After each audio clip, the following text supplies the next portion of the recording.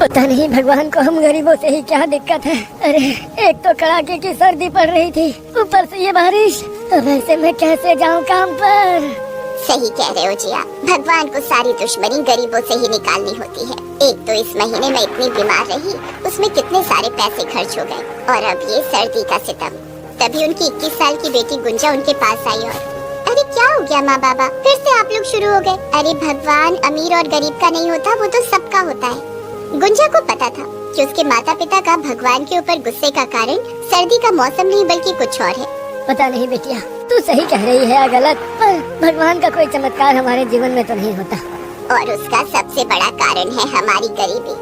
अरे माँ ऐसा नहीं है, पिछले 2 साल से हम तुम्हारे हाथ पीले करने की सोच रहे हैं, लेकिन तुम्हारी शादी के रास्ते में आड़े आ रही है हमारी गरीबी। जिससे भी बात करो उसे 2 लाख रुपए नगद चाहिए, घर का सामान अलग से चाहिए, और शादी भी पूरे धूमधाम से हो, ये भी चाहिए। अरे अब गरीब आदमी इतना सब कुछ कहाँ से करे। ये कहकर रामदीन रोने लगता है। सरला की भी आंखों में आंसू आ जाते हैं ये देखकर। अरे बाबा माँ क्यों रो रहे हैं आप लोग? मैं क्या आप लोगों पर बोझ हूँ जो आप लोग मुझे जल्द से जल्द यहाँ से भगाना चाहते हैं? नहीं बेटा, तू बोझ नहीं है, लेकिन हर बाप की तरह मेरी भी इच्छा है ना कि अपने जीते जी तुम्हारा कन्यादान करूँ, तुझे हंसी खुशी इस घर से विदा करूँ। बाबा सब हो जाएगा, देखना भगवान सब ठीक कर देगा। रामदीन ट्रेन में झालमुड़ी बेचने का काम करता था। वो हर दिन सुबह घर से निकल जाता। झालमुड़ी ले लो, झालमुड़ी, तीखी तीखी झालमुड़ी ले लो। अरे भैया 10 रुपए की बनाओ झालमुड़ी, और हाँ थोड़ा ज्यादा चटपटा बनाना। जी बाबूजी। रामदीन सुबह के 7 बजे घर से निकल जाता और रात के 9 बजे तक जी तोड़ मेहनत करता और अपनी बेटी गुंजा की शादी के लिए पैसे जोड़ता। लेकिन चाहकर भी वो उतने पैसे नहीं जोड़ पा रहा था जितने की उसे जरूरत थी। अभी कुछ दिनों पहले सरला की तबीयत खराब हो गई थी, उसमें भी 25,000 रुपए खर्च हो गए थे। पता नहीं कब पैसे इकट्ठे होंगे और कब गुंजा की शादी होगी। पूरी 24 घंटे की बारिश के बाद अब आसमान साफ हो गया था, लेकिन सर्दी का सितम जारी था। लेकिन काम तो करना ही था ना, कब तक घर में बैठा जाता।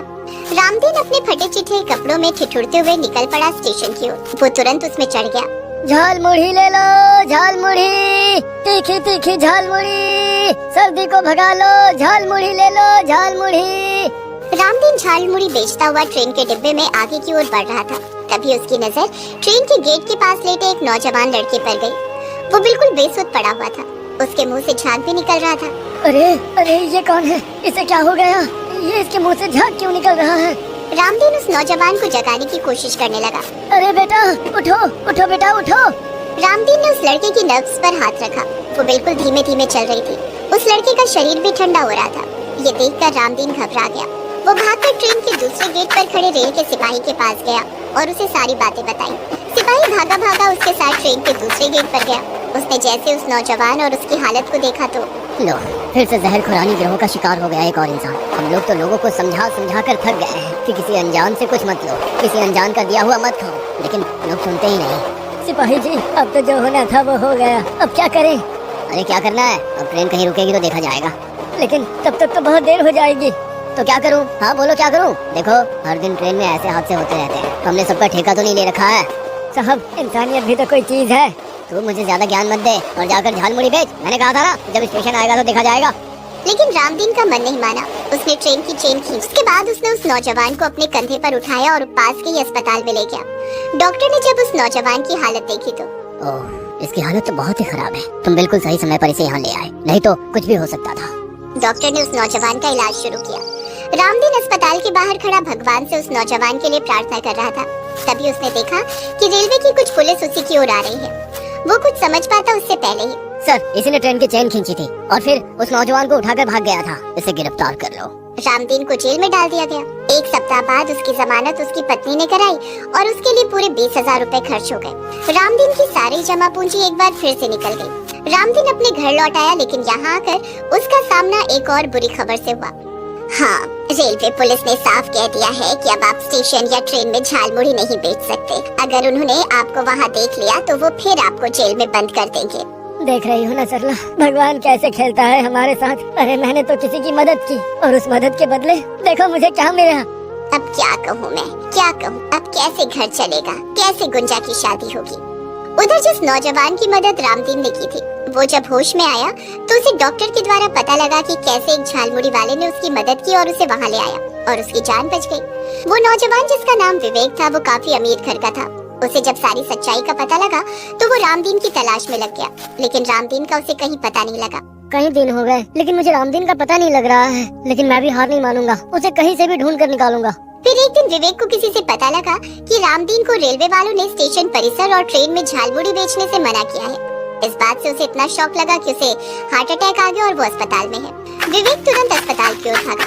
वहाँ जाकर उसे पता लगा कि रामदीन की हालत बहुत गंभीर है। उसके परिवार वालों के पास उसका इलाज के लिए भी पैसे नहीं है। विवेक गुंजा के पास गया। देखिए, आप लोगों को बिल्कुल चिंता करने की जरूरत नहीं है, मैं रामदीन चाचा का इलाज कराऊंगा। आप कौन है?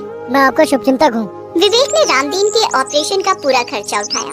रामदीन ठीक होकर घर तो आ गया, लेकिन अभी भी उसके दिमाग में गुंजा की शादी की बात घूमती रहती थी। रास्ता बैठा रोए जा रहा था, तभी विवेक वहाँ पहुँचा। जब रामदीन ने उसे देखा तो अरे तुम तो वही हो ना जो उस दिन ट्रेन में। हाँ, मैं वही हूँ जिसकी आपने जान बचाई थी और जिसका खामियाजा आपको भुगतना पड़ रहा है। दोनों बातें कर ही रहे थे कि तभी वहाँ गुंजा भी आ गई। अरे आप उस दिन कहाँ चले गए थे? आज पिताजी जीवित हैं तो वो आपकी बदौलत ही हैं। आपने पैसे ना दिए होते तो पता नहीं क्या होता। अच्छा, तो ये वही है जिसने उस दिन अस्पताल में आकर मेरे इलाज का सारा खर्चा उठाया था? हाँ बाबा, ये वही है। हमारे लिए ये किसी ईश्वर से कम नहीं है। अरे नहीं, ऐसा मत कहिए। ईश्वर तो ऊपर बैठा है, हम तो इंसान हैं, और इंसान अगर इंसान के काम ना आए तो फिर क्या फायदा। आप उस दिन मेरे लिए ईश्वर का रूप लेकर ही तो आए थे, तभी तो मेरी जान बची, नहीं तो मैं इस दुनिया में कहाँ होता। उसके बाद विवेक ने रामदीन से जो कहा उसे सुनकर रामदीन समझ नहीं पाया कि वो क्या प्रतिक्रिया दे। हाँ चाचा, मुझे आपकी बेटी बहुत पसंद है, मैं इससे शादी करना चाहता हूँ, पर मेरे पास आपको देने के लिए कुछ भी नहीं है। आपके पास दुनिया की सबसे बड़ी दौलत है चाचा जी, और वो है आपकी बेटी। इस दुनिया में बेटी के बाप से ज्यादा अमीर कोई नहीं, कोई भी नहीं। आप शादी की तैयारी कीजिए। रामदीन के पास जो भी पैसे बचे थे उसने उन पैसों से ही गुंजा की शादी की सारी तैयारी की, और आज उसका सालों पुराना सपना पूरा हो रहा था। गुंजा की शादी हो रही थी, वो भी बहुत ही अच्छे घर में। वो बार बार ऊपर देख रहा था और भगवान का शुक्रिया अदा कर रहा था। विद्यापुर नामक गांव में बलदेव नाम का एक व्यक्ति चना चाट मसाले का ठेला लगाता था। उसके ठेले का चना चाट मसाला बहुत मशहूर था। बलदेव के पास ग्राहकों की भीड़ लगी रहती थी। दूर दूर से लोग उसके ठेले पर चना चाट मसाला खाने आते थे। इसकी सबसे बड़ी वजह थी चना चाट मसाला में उपयोग होने वाला चाट मसाला। बलदेव, तुम्हारे चना चाट मसाले में डले चाट मसाले का जो स्वाद है ना, बस पूछो मत, लाजवाब है भाई। एक बार खाओ और उंगलियां चाटते रह जाओ। वाह, बिल्कुल भाई बलदेव, तुम्हारे चना चाट मसाले में कुछ अलग ही स्वाद आता है। इसकी क्या वजह है, जरा हमें भी तो बताओ। ये चना चाट मसाले का चाट मसाला मेरे दादा परदादा के जमाने से चला आ रहा है, उन्हीं से मैंने ये बनाना सीखा था। हमारे चना चाट मसाले का मसाला एक अलग किस्म का है जो हर कोई नहीं बना सकता। पर जो भी है भैया, ये चना चाट मसाला खाकर मुंह का स्वाद चटपटा हो जाता है, और तुमने रेट भी ठीक रखे हुए। 10 रुपए प्लेट में इतना बढ़िया चना चाट मसाला खाने को मिलता है, वरना आजकल इस महंगाई में इतना महंगा देते हैं और खाने की चीज का स्वाद बिल्कुल बेकार होता है। मैंने अपने पूर्वजों से यही सीखा है, बढ़िया बना खिलाओ, भले ही सस्ते में खिलाओ। लोग पीठ पीछे तुम्हारी तारीफ करें, कुछ ऐसा कर दिखाओ। लोग बलदेव की बात को सुनकर बहुत खुश होते हैं, और हो भी क्यों ना। 10 रुपए में उन्हें इतना बढ़िया चना चाट मसाला खाने को जो मिल जाता था। इसी तरह से लोग आते और बलदेव के चना चाट मसाले की तारीफ करते। जब अपने ठेले पर काम कर रहा था, एक बूढ़ा व्यक्ति बलदेव के ठेले पर आया और उससे बोला, भैया मैं बहुत दूर से आया हूँ, मैं बहुत परेशानी की हालत में हूँ। मेरी पत्नी का कुछ वर्ष पहले ही देहांत हो चुका है और मेरे बेटा बहू ने मुझे घर से निकाल दिया। तब से मैं दर दर भटक रहा हूँ। क्या मुझे तुम्हारे पास कोई काम मिलेगा? अरे बाबा, आप परेशान मत होइए, आपको मेरे पास काम, रहना, खाना, पीना सब मिलेगा। आप यूँ हाथ मत जोड़िए। तुम्हारा बहुत बहुत शुक्रिया बेटा, तुमने मेरी इतनी बड़ी सहायता कर दी। मुझ दर दर भटकते बूढ़े आदमी को सहारा दे दिया। उस दिन से वो बूढ़ा व्यक्ति बलदेव के पास ही रहने लगा। बलदेव चना चाट मसाले का मसाला बनाते वक्त अपना दरवाजा बंद रखता था, ताकि कोई उसे मसाला बनाते वक्त देख न पाए। पर बूढ़ा व्यक्ति चोरी से बलदेव को चाट मसाला बनाते हुए देख लेता था। बूढ़े व्यक्ति को बलदेव के पास रहते हुए 1 महीना भी हो चुका था। एक दिन, बलदेव, अब मुझे तुम्हारे पास नहीं रहना, मैं यहाँ से जा रहा हूँ। क्या हुआ बाबा, आप यहाँ से क्यों जाना चाहते हो? क्या आपको यहाँ पर कोई परेशानी है? मैं तो तेरे पास चालाकी से आया था। मैं तो तेरी चना चाट मसाले में इस्तेमाल होने वाली मसाले की विधि जानना चाहता था, और वो मुझे पता चल गई है। अब मेरा यहाँ कोई काम नहीं है, मेरा काम हो चुका है। वास्तव में वो एक जवान लड़का था जिसने बूढ़े व्यक्ति का भेष बना रखा था। तुम बूढ़े नहीं हो, तुम कौन हो? मेरा नाम रोशन है। मैं तो तुम्हारे पास चालाकी से आया था। अब मैं तुम्हारे ठेले के सामने ही अपने बनाए चना चाट मसाले का ठेला लगाऊंगा और देखना कुछ ही दिनों में मैं तुम्हारा ठेला बंद करवा दूंगा। ठीक वैसा ही हुआ जैसा रोशन ने बोला था।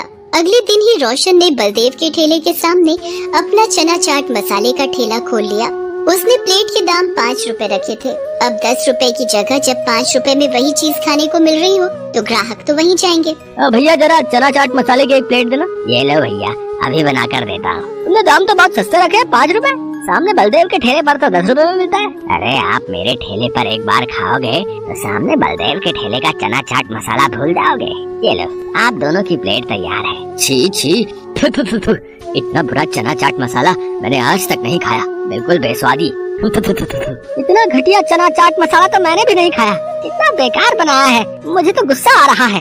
चलो भाइयों, इसका तो ठेला ही तोड़ देते हैं। इससे अच्छा तो सामने बलदेव का ठेला है, कम से कम 10 रुपए लेकर बढ़िया चीज तो खिलाता है। हाँ हाँ, इसका ठेला ही तोड़ दो। हाँ, तुम सोच रहे होगे ना रोशन, आखिर तुम्हारे चना चाट मसाले में वैसा स्वाद क्यों नहीं आया जैसा मेरे चना चाट मसाले में आता है? वो इसलिए क्योंकि मैंने तुम्हें एक दिन चोरी से मुझे चना चाट मसाला बनाते हुए देख लिया था।